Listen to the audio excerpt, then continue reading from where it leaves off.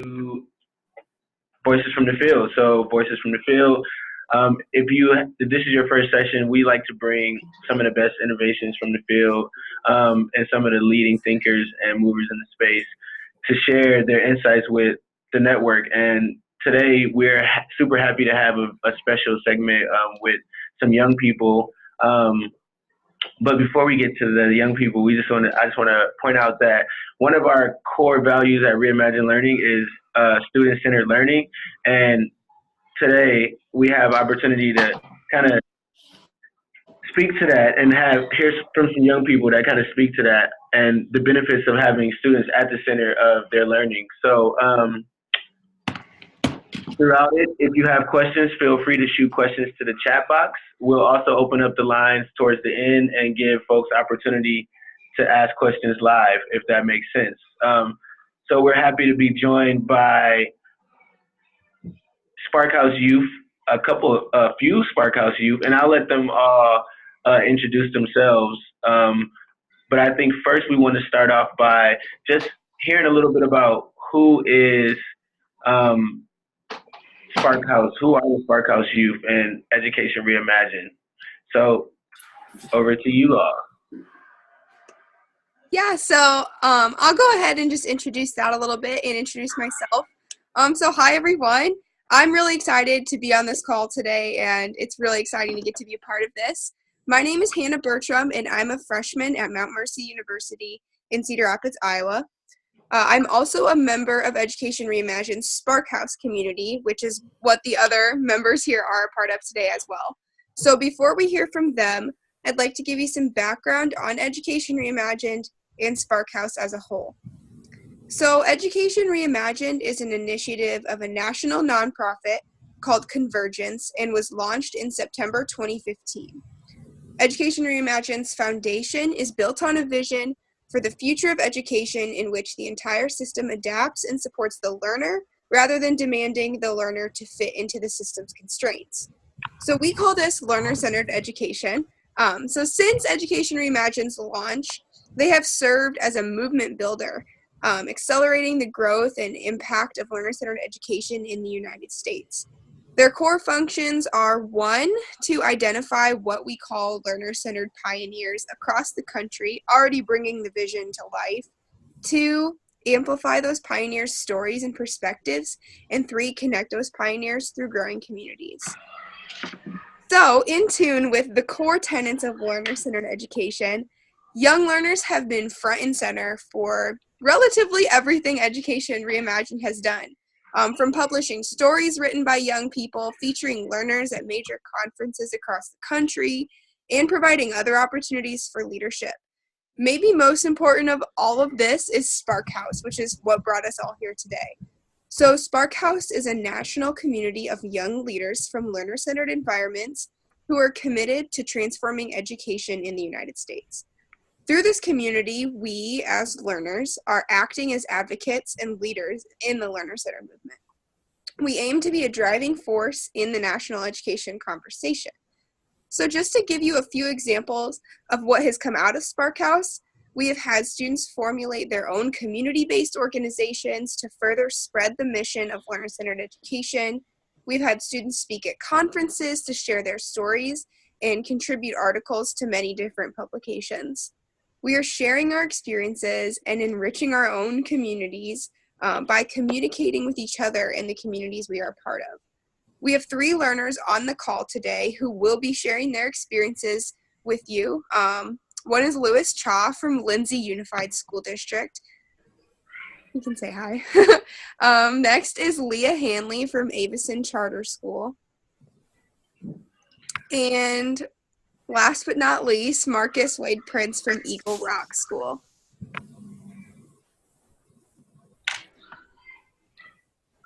Am I supposed to talk now? I'm sorry, I've never done this before. That's okay. You guys can just give a little bit of background about yourselves. Oh, okay, cool. Yeah. So I was talking to Sebastian about some ideas that I had. But basically, I'm from California, and I go to a school in Colorado called Eagle Rock and Professional Development Center. And I got involved with the SparkHouse mission and Education Reimagined through the ambassador program here. So I'm like a lead ambassador. And pretty much what that means is just we go out and like represent our schools and learn about other schools and like how can we make this learner-centered education better and like spread this through like what typical traditional schools are doing well and how to morph that into a more learner-centered way. And that's what the ambassador program does. And I thought it was really interesting to see those other schools doing the same thing. So that's a little bit more about me. Great, thanks, Marcus. So I guess now we can hear from Lewis. Hold on, Lewis, you might be muted. I see your mouth moving and I can hear you now. Nope, I can't hear you. Just a second.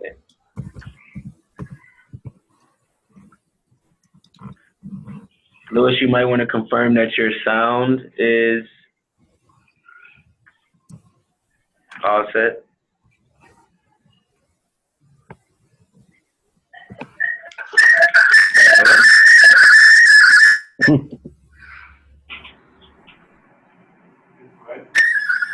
Sorry about that. All right, Lewis, we'll work that technical difficulty out. We'll mute yourself and we'll go to Leah and then we'll figure out how to get you set up.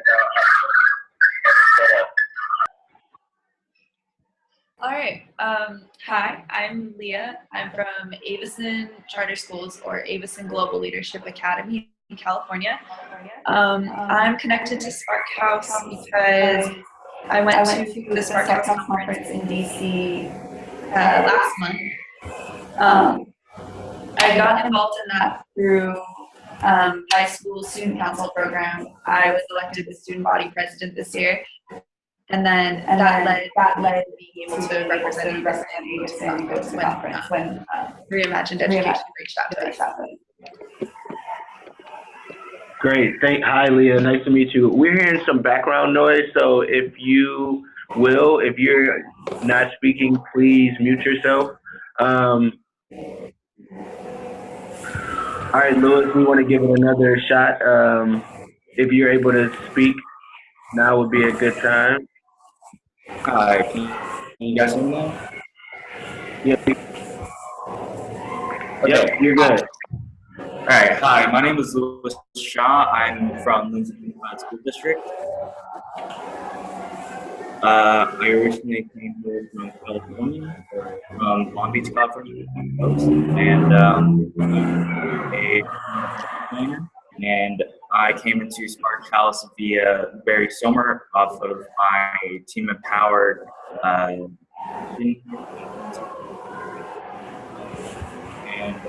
from there, I found my passion for education.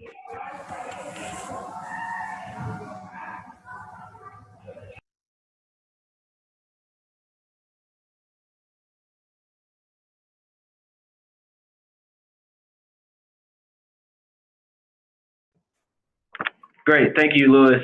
So let's just get into some questions really quick. The first question will be for Leah. So can you share what it's like being in your current environment and compare that to your more previous, kind of more traditional schools? All right. I don't know if I'm quite the right person for this question. I have been in this kind of learner environment and in my school since I was in second grade because we are a K-12 school. I think as a way to compare it, I can talk about being in the school for so long and how it's changed from sixth grade all the way through now. I'm currently a senior. I think that it's been through a lot of different phases of personalized mastery learning, which is has to do with the way we're graded and the way we do projects and the way we've become project-based as a school. And in sixth grade, there was a lot more structure, and I feel like as I progressed through middle school, it opened up a lot more choice for me. So I was able to kind of pick my own projects and decide more how I wanted to accomplish the goals that I was setting for myself. And then once I was in high school, my freshman year, it became slightly more structured again. And then as I progressed through high school, the same thing happened where I was given more choice and more freedom to work from there. but I haven't been in a traditional school in a very long time, so I don't really have a comparison between the two. Thank you, Leah. All right, Marcus, same question. I was just about to unmute myself. That's great. Personally, I feel like the main difference is the voice of students. In my old school, like it's like there you have this set line and guidelines of how you learn and how students should learn. And it was interesting to me because I did a project, an independent study on like big picture learning. And it was crazy to me because I compared it to traditional schools and I did some interviews, and some teachers and staff, they actually are not allowed to even try to change any systems or anything because it's just the guidelines that they're given.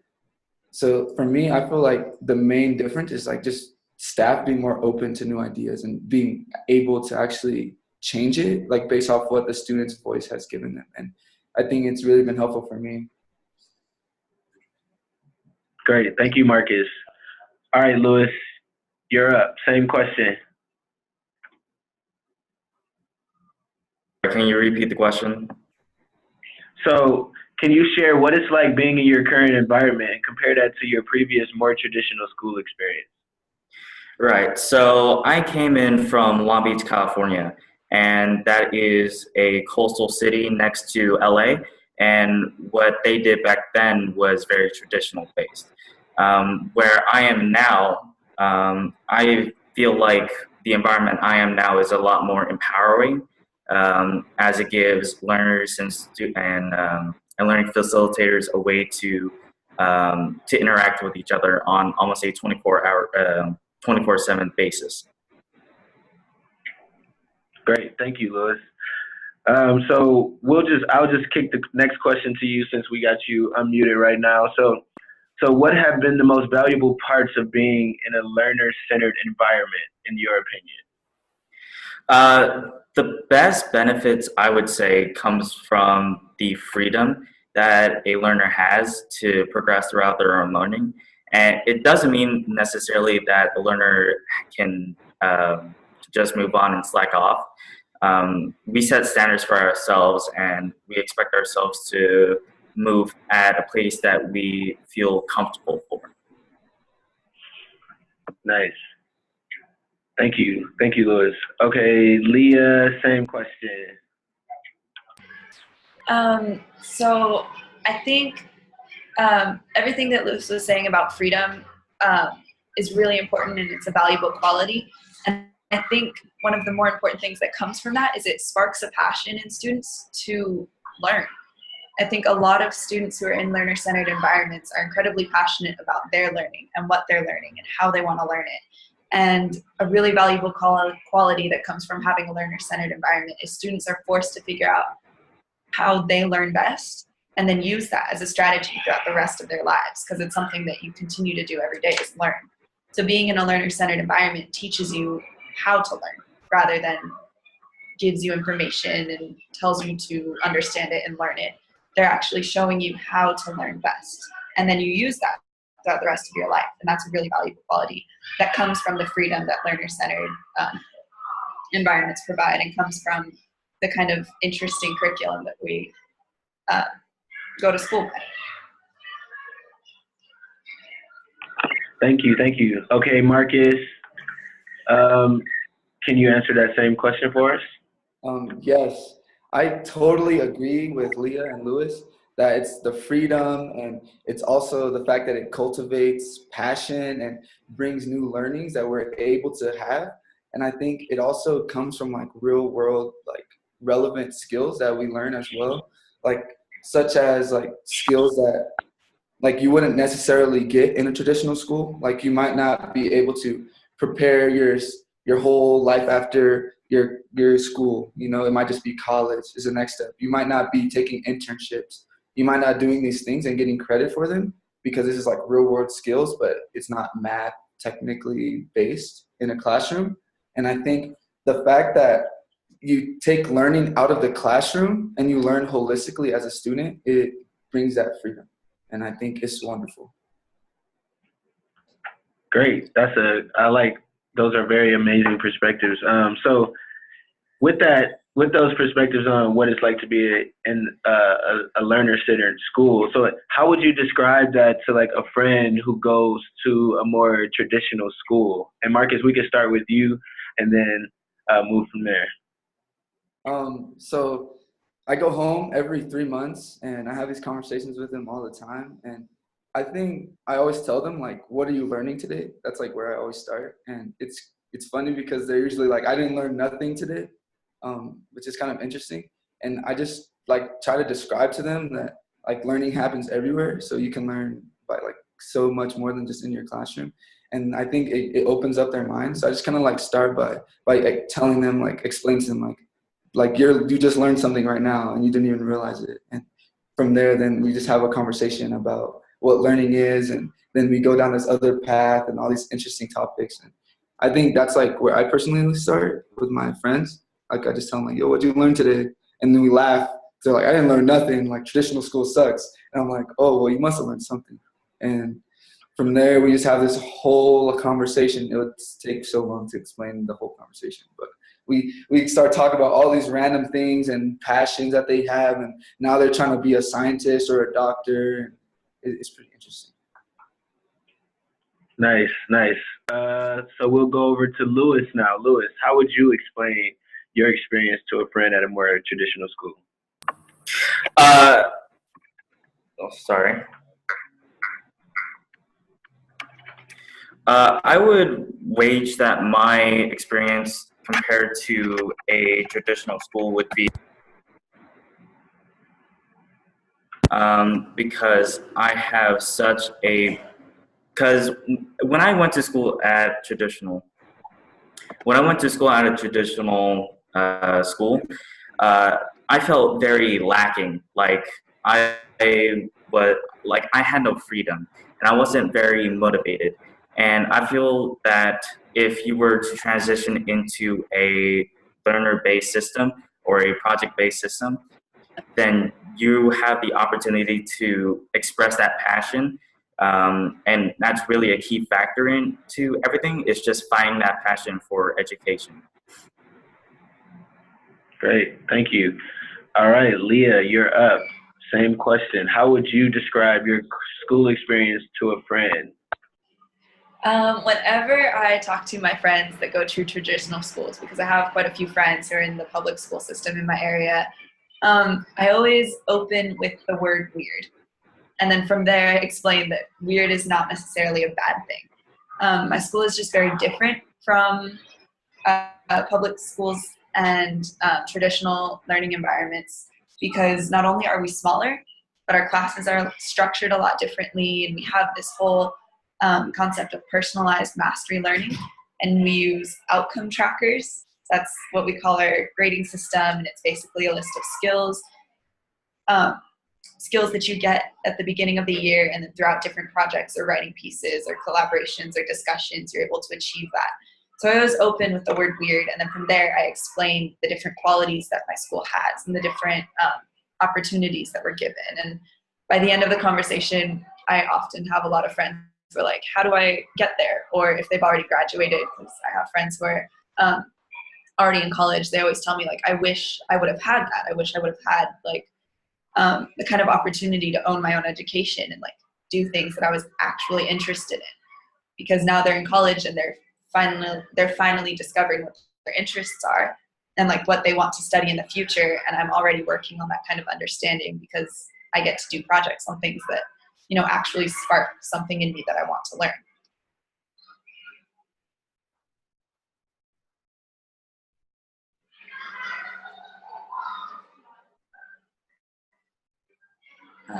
I can't hear you. You just see my mouth moving. I'm sorry. Okay. So why are you passionate about having learner-centered education available to all kids across the country? Are we starting with me? Yeah, we'll start with you. Okay. I think I'm passionate about having learner-centered environments across the country because the immense benefits are visual at my school. Like I have seen students and I've seen friends who have come from traditional schools not liking school. And then after being in a learner-centered environment environment, and having access to advisors, which is what we call our teachers here, is our advisors are able to have conversations with us and work one-on-one, and like we have the ability to own our own education. And I think seeing the immense like benefits visually in the people around me and in myself, it's just made me realize that it's such an important thing. It's such an like important step towards the future of education. And I don't know, I just think that like it's really visual for me. So seeing the visual effects of that makes me want that for the whole country. Thank you. Thank you. All right, Marcus, same question. Why are you passionate about having a learner-centered experience available to all children across the country? So I'm passionate about this, just for one, because it brings opportunities for students, and it takes out a guideline. An example of this is this school in Los Angeles. It's like an all-women's school. It's a big picture, learner-centered kind of school. And they take pregnant women, mothers, and they basically give them the opportunity to learn real-world skills, to basically put a roof over their head, provide for their children, go to college, and still become like something that they desired of their life. And I think like that's just an example of a school that does that. But personally, like since my experiences, it's like it allows me to do things like this. Like it allows me to open up and like be exposed to new things that I haven't yet been exposed to. Like I've never been to DC until this, and I didn't know that there was so many schools that actually like did learner-centered education. And I think it's amazing. It's a passion of mine, because instead of just learning this way or that way, it's the students that say, this is what I want to learn, and this is how we can make it happen. So now let's learn this. And like, that's what learning should be, I feel. Great. Thanks, Marcus. So Lewis, same question. What I'm passionate about is just mainly all the opportunities that learner-centered education has to offer, just like Marcus said. Because if it wasn't for the freedom and the passion and the opportunities, people like me, like I said, I wouldn't be motivated to learn, or I wouldn't be motivated to chase after my education and have a higher degree of education. Because I feel like the main reason why people are so demotivated is the fact that it doesn't speak to their passions. So in order to have that freedom to express, to accomplish a task and to accomplish a lesson in the way that you would like to, and that freedom, it really helps them ignite that spark of, yes, I'm very interested in doing this, and I feel that it is because of learner-centered education that enables that. Thank you. Thank you. So we've been getting a couple questions, and I see a couple raised hands. So I just want to let the folks know that have their hands raised, that we'll be taking questions immediately following the panel. So we have a couple more questions to get through, and then we'll open up the lines for people to weigh in. So Lewis, while we have you unmuted, so I heard that you all recently came from the SparkHouse event. So just curious, so like after attending that event, what possibilities do you see for how you could contribute to the broader like learner-centered movement? So the thing is, I have already contributed. I have been given multiple interviews to Education Reimagined, as well as I have written an article. The article name is Why I Became an Advocate for Learner-Centered Transformation, and you can find that on the SparkHouse website. Great, great. Okay, Leah, same question. What possibilities do you see for yourself? The most inspiring part of SparkHouse was when I realized that there are so many different schools and so many different students that are also passionate about having a learner-centered education all over the country. And that really sparked something in me where I want to make that more available in my community. And I also want to bring that kind of to attention within my own school, because I think a lot of the kids here don't realize that there are lots of schools like Avison, and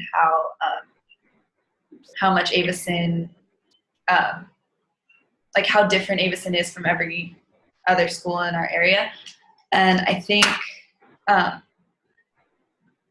I'm relatively new to the SparkHouse community. I haven't been around very long, but I'm really interested in like being much more involved and getting involved in the pioneer labs and working with Reimagined education and writing articles like Lewis did and that kind of thing. Great, thank you.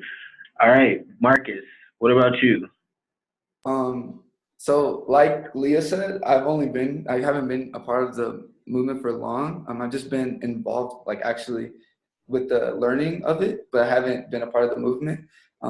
Something that we've been talking about here is like to strengthen our connections at SparkHouse and Education Reimagine, and the schools that we've met with is hosting like a workshop day where basically we bring students down for a weekend and pretty much provide like a workshop and just more about our school and make it like a mingling activity, basically, where we can understand, like learn more about your schools, and this is what we do, this is like how would you do it, and basically to make our school better and also make their ideas like flourish, I guess you could say. And this is one idea we had pretty much like we're thinking of, so we have this thing called Explore Week. So we're thinking of doing like a weekend or like an Explore Week, basically, where we have a week of just workshops and activities to basically strengthen our connections and build leadership skills, pretty much. And that's one idea that we had that we're kind of like planning out. It's not set in stone. Thank you. That sounds good. Sounds great. So, Lewis, what about you? I believe I already answered this question. I have written an article for Education Reimagined. Oh, you did. I'm sorry. You did. So everybody answered that question, right? So I guess this will be a moment for you to have that final word. If you had to share anything that you would most want this audience of adults who are involved in education to know about you and other learners that you aren't sure they quite get. We can start with Leah. I think the number one thing that I just want to clearly be shared is that I have the opportunity to own my own education. Like, we as students have the opportunity to own our educations and learn the way that we learn best, whether that's through projects, collaboration, individual work. We have the ability to talk to our advisors and have conversations about this way that we learn. And I think that's very important, is that I get to own my education, and we as learners get to thrive in our educational environment because we're owning our education. Great. All right. Lewis, final thoughts. Anything you want to share with this audience that you think you're not quite sure they get about yourself or learners like you? One thing I want to get clear is the fact that education, it's the gravity of education and the importance of it. Because I remember being frustrated in the first grade because I struggled in math. I didn't know how to subtract, add, and yet I would still move on to the next grade even though I didn't know how to completely understand it, because I had no foundation. And in order to succeed, you need that foundation. And I feel that as technology advances, so does our education have to advance, because otherwise we're still teaching kids how to work at the coal mines instead of working as a computer scientist. Because these people are our new computer scientists. These guys are our new architects and our new engineers. And so education has to transform in order to accommodate for that. Great. Thank you, Lewis. Marcus, final thoughts that you would like to share with the whole group? First, I want to give props to Lewis. That was a great answer. Oh my gosh, that was a great answer. That just like made me think of so much. I agree with Lewis, and I feel the number one thing is being open. And I think what people don't get about education is it's meant to teach. It's meant for people to learn new things, and we never stop learning. And I think the fact that people have this one-sided view of education, at least a lot of people, that it makes it hard because now there's all these guidelines. You can think about it like Nikola Tesla and like Thomas Edison, basically, with the light bulb. We could have had all natural, like basically different kinds of fueling and energy right now, but because of like patents and rules, it made it impossible for that kind of energy to be developed. And I think right now what we're doing with this movement is kind of breaking down the patents and breaking down the rules and saying this is how learning should be. It should be free because education happens everywhere. Like you walk down the street and you might learn something. And I think the number one thing that people don't get is that people learn differently. And just like Lewis said, learning should evolve with the times because just as a species, we evolved. And we didn't just get to this point in time just by sitting around. Like it took millions of like people and sometimes even lives to basically advance like learning and how it happened. Like we used to think the earth was the center of the solar system until someone actually proved that was wrong. And because of the church, it was like, oh, this big thing. And you can think of it in this way, because of how big traditional systems are, it's kind of hard. And I think the number one thing we can do is just say, hey, like there's this other way of learning. And I think that's what people don't get. Like just talk about it to others, to people who may not understand that, and just describe to them the difference, the feeling. Because once you step into an environment of learner-centered, you can feel the difference. Like people are smiling, they're learning so much, like, and it's crazy to me. And I think that's the number one thing that people don't get. It's just say a few words and people will listen sometimes. And it also needs to evolve. Great. Thank you. I think those were all very insightful, thoughtful answers, and I hope that they were well received from the audience. And speaking of audience, before we have a bit of time at the end where we like to open it up for questions. And we did get one question specifically that came through the chat box, and a couple hands that raised. But before we get to the couple hands that were raised, Ed Jones sent over a question, and he was asking for more concrete examples about like what's being learned in these student-centered environments. So like something besides more realistic. I guess what he's looking for is like what in specific. Can you provide him with specific examples of what like a lesson will look like to help him grasp the concept a bit more? And I guess any of you that have an answer for that can unmute yourself and speak to it. So I definitely have an answer for that. I just did my POLs, so that's a presentation of learning, basically, and we talk about our personal growth and our academic growth. So the classes I took this trimester was chemistry of cooking and research, right? And in research, I basically broke down the structure of a research paper into different parts and took that apart and basically made a paper. And it was really insightful because I got to research a topic that was interesting. I chose suicide to pretty much like, what are the root causes of suicide and how can we like prevent it pretty much. And that was just like, I learned so much. Just to throw out an example of how big the problem is, for every one suicide, there's 25 attempts. And that's just what we know because the data, it's crazy.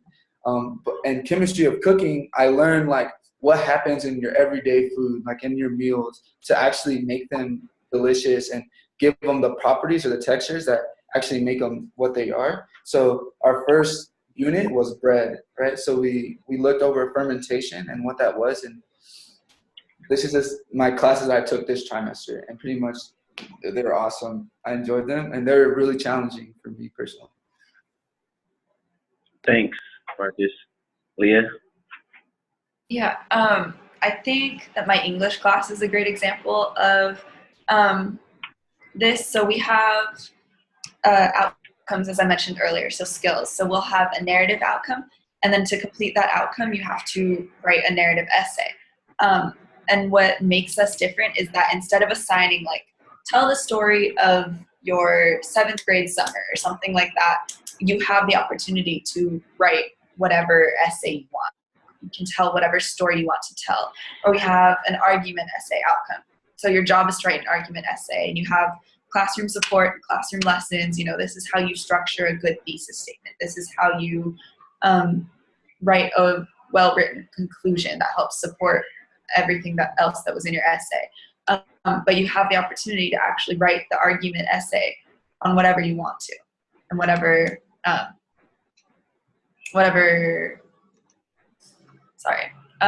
you're interested in. Great. And Lewis, did you have anything to contribute to this question? Yeah, so something that differentiates our school district from any other school district is the fact that we take tests, but those tests only count towards a specific amount of the grade. We don't usually get an A+ on just a test. We get an A+ from doing a culminating project. So anyone can just pass a test by just cheating, and the teacher wouldn't know better.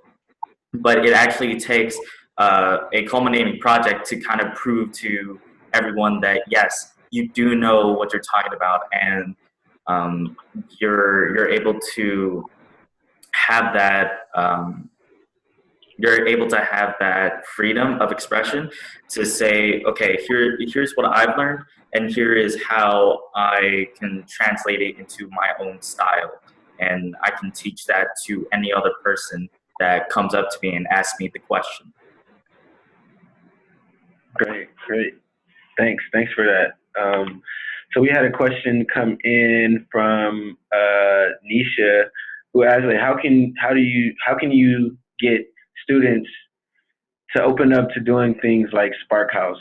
So, like, any suggestions you have for getting students involved in opportunities like SparkHouse? I guess I'll start. So in order to get students involved, you need to go to their passion. Like I said, everything starts with a passion. So if you want students to be involved into things like SparkHouse and any other opportunities that might come up, you need to make sure that they appeal to the student. Otherwise, they're not going to do anything, because we as a society only do things that we feel are important. So make sure that the student or learner knows the gravity of the situation and has a passion and has a voice, and that is how you can get people motivated to do stuff like SparkHouse. Great. Marcus or Leah, either of you have a response for that? Yeah, I can answer. I don't know if you guys can see me, so I don't know how I'm gonna raise my hand, but yeah, just to throw it out there. But my answer to that, basically, I think something we can do more is just spreading more awareness, because I honestly did not even know about the movement until I went. I did not know what was gonna happen. I did not know what we were gonna do. I just kind of went and was just like, oh, this is really cool, actually. We were like starting a whole thing. We just talked about this at school.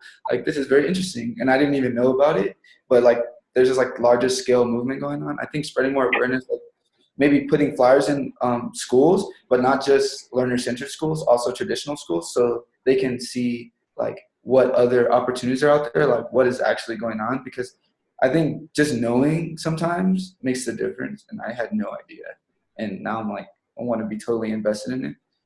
So I think that's one thing we can do. I also agree with Lewis.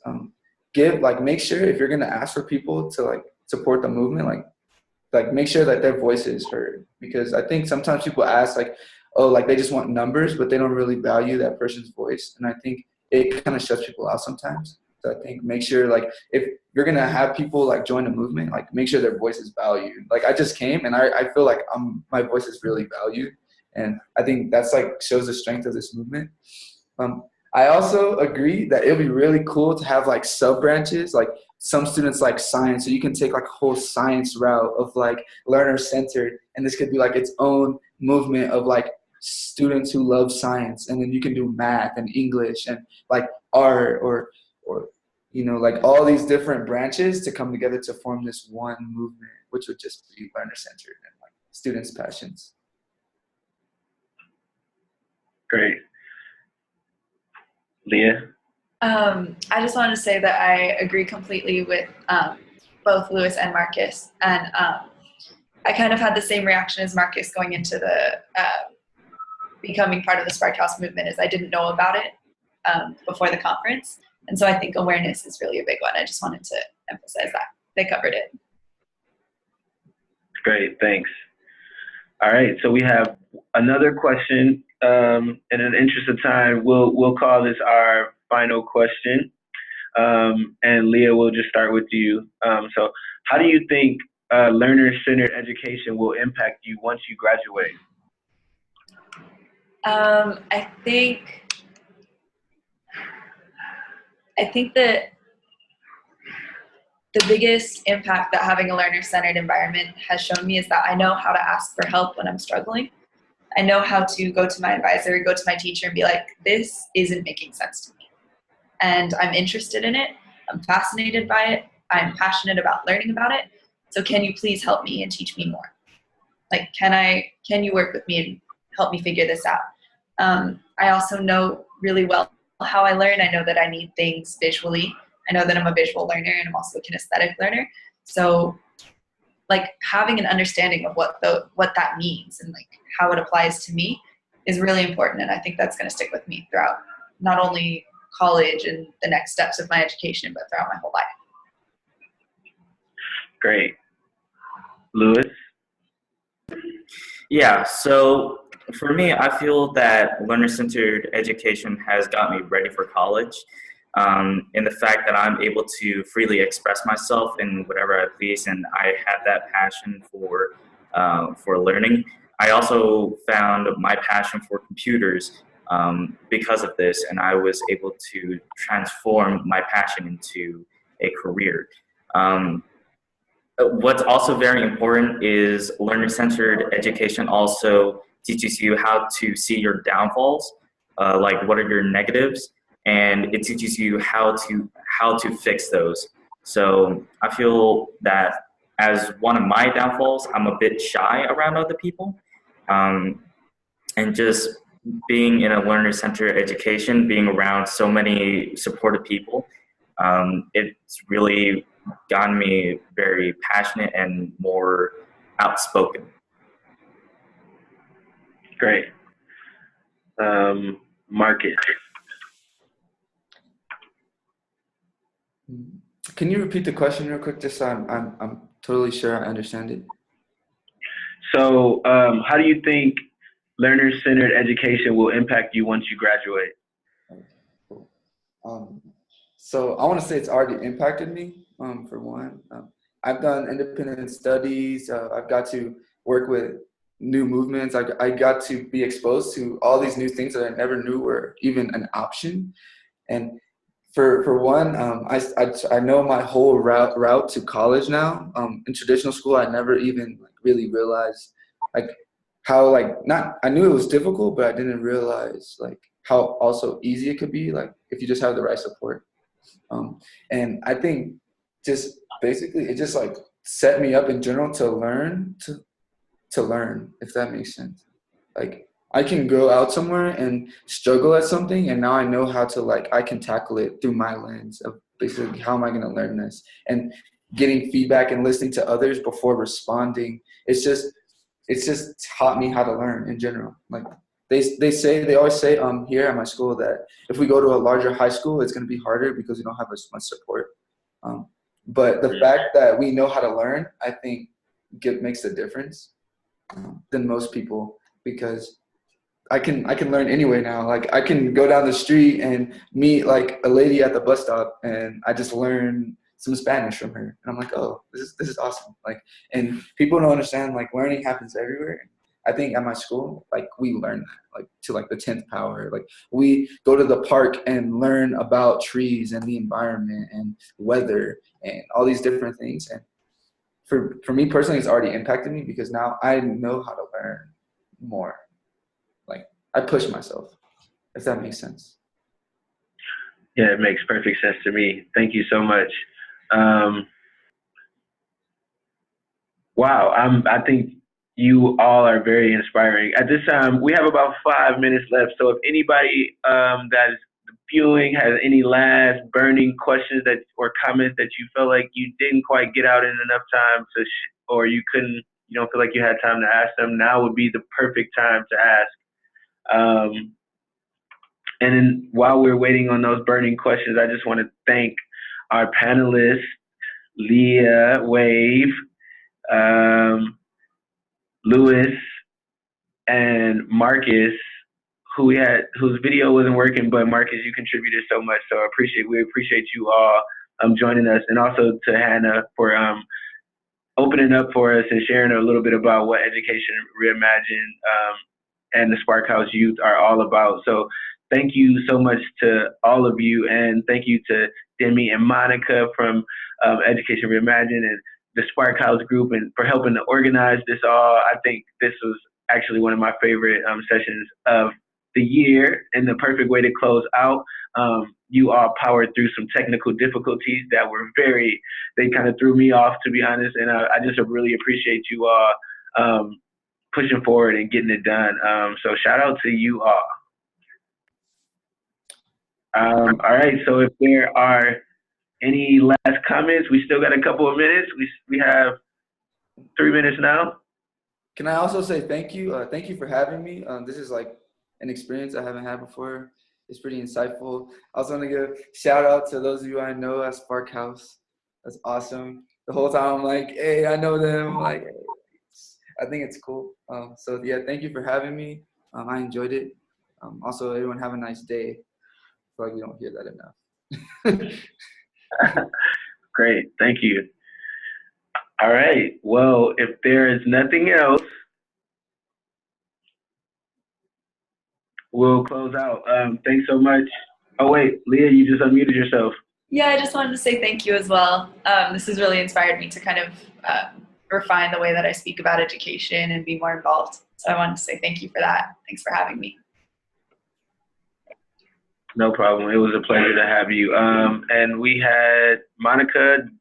Did you want to say something? I saw a hand raised.